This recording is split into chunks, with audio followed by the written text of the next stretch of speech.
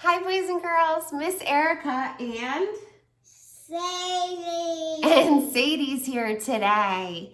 So we're doing our first story time in our adventures, and our first book is a really fun one. Don't you agree? Absolutely.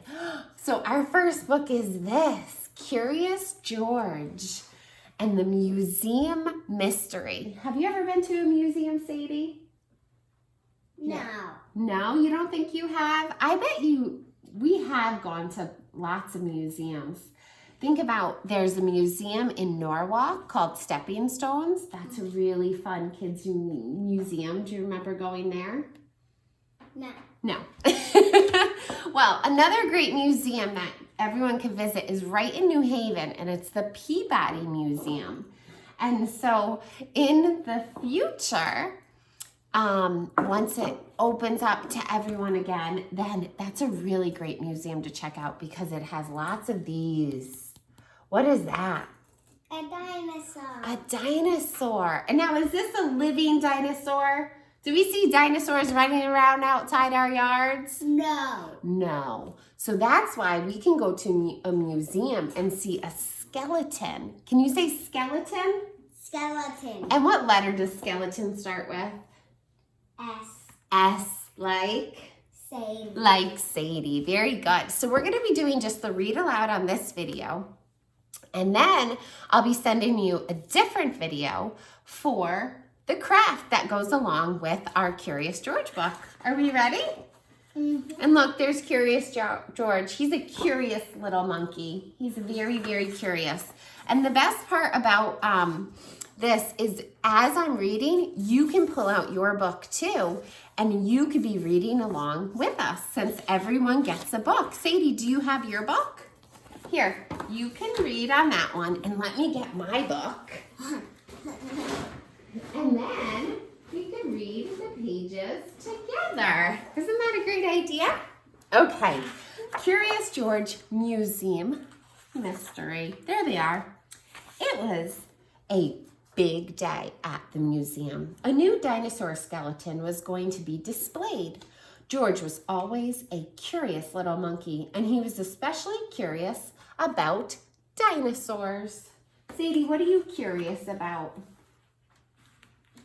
What do you wonder about?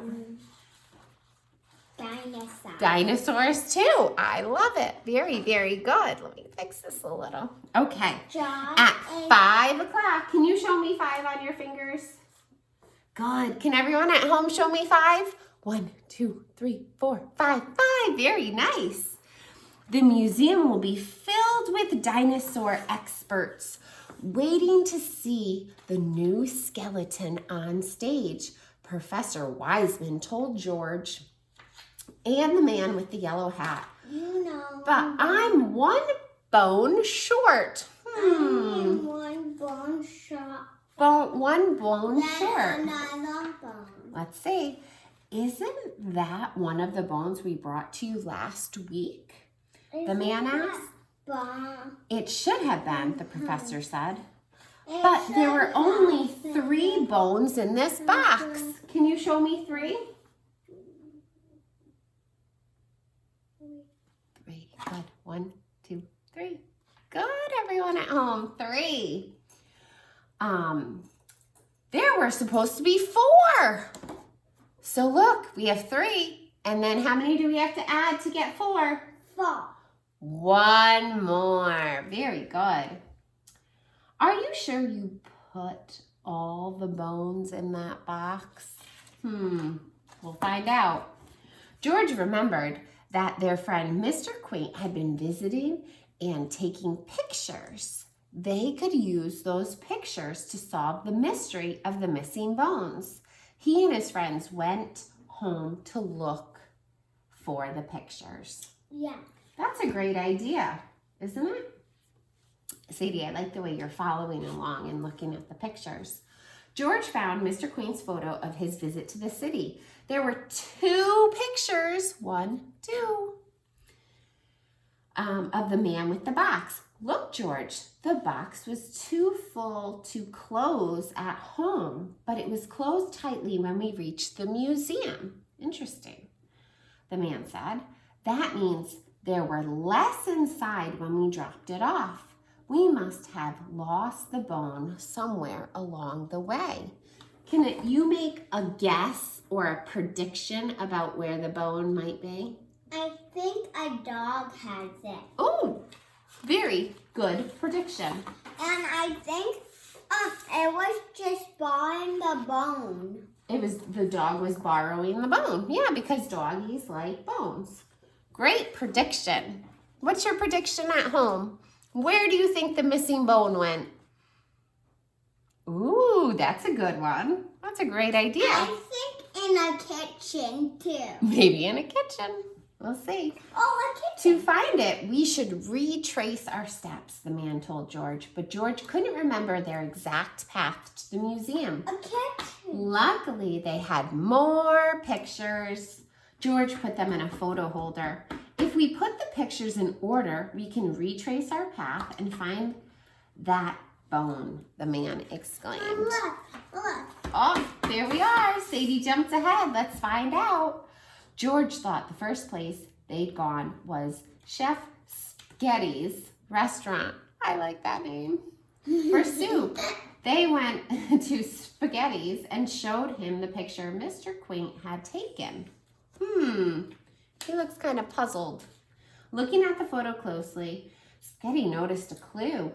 There's the box right next to your bag from the market. George hadn't noticed the bag. Can you point to the bag in your book? Where's the bag? Right there. Oh, well, you skipped a page. Oh. There's the bag. Everyone point to the bag. Good job. The market bag means we must have gone to the market before we came here, the man said. He changed the order of the photos in George's holder. So the picture from the market came before the picture from Spaghetti's. They set off to check the market for clues. So they're using the pictures and they're creating the order, right? The order in which they did things.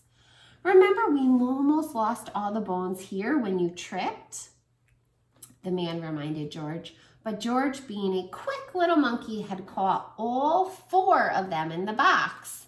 Still 4 bones, the man with the yellow hat said. Now, he and George looked closely at the other pictures.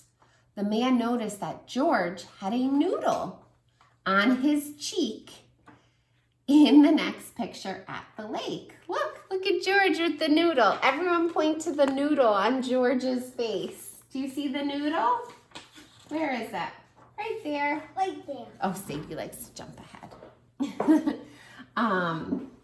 George, this means we had soup before we went to the park, he said. They thought they remembered their path now. They left home. They went to the market second. They went to Spaghetti's for soup. They stopped at the park, and then they delivered the box. So that was 5 stages. We'll see if they remember. Oh, Sadie likes to jump ahead. Stay with them, Miss Erica. Go back to the page when, right, yeah, go back there. Perfect.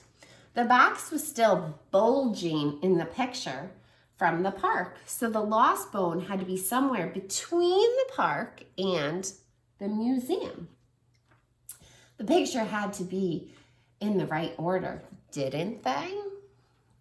I think maybe they could be wrong. What do you think? We'll keep reading and find out. But George noticed something else. George's friend had fallen into the lake at the park, but his clothes were dry in the picture at the museum. That's right, his friend exclaimed. We went home again for dry clothes. The lobby wasn't just the first step on their path. It was also the next to last step. So look how sad he fell in, but then he's got dry clothes here. So they must have gone home to change.